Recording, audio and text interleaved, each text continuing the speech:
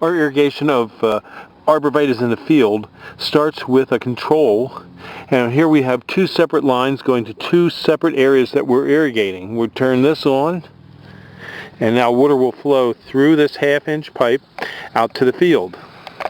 This is a field of arborvitaes that we just recently planted in the middle of the summer. It's July 20th. These were planted about 3 days ago.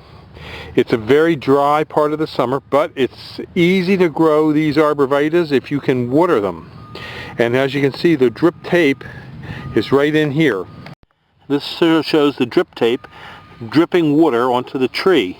The tree is about 6 inches away from where the water is, but the water will plume out. This water is dripping at every 2-foot interval down along the line.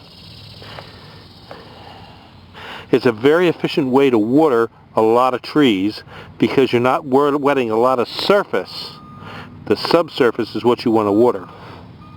When we're watering arborvitaes or other trees that we've planted, one garden hose can usually water approximately 500 trees easily. Now if we have more areas to water and we set up more garden hoses to more areas and then more drip tape, the pressure will drop, and as the pressure drops, you don't get as uniform a distribution of water over long periods. This particular field is about 150 yards long, and there's over 500 arborvitaes in it. So you can see it does a very good job of watering. And we usually do 2 or 3 sections at a time from one well. Our well is a good producing well, so we can let it run, but you have to make sure that your well has sufficient water before you start watering large numbers of trees.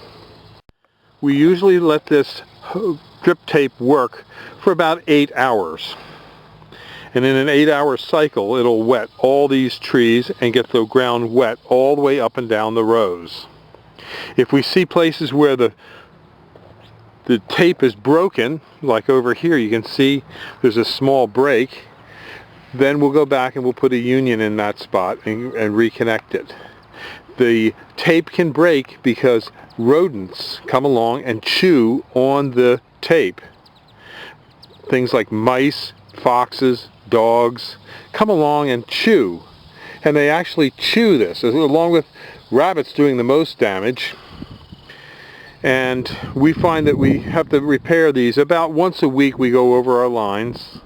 One small leak like this isn't too bad, but we usually correct them every now and then when we see a bad leak.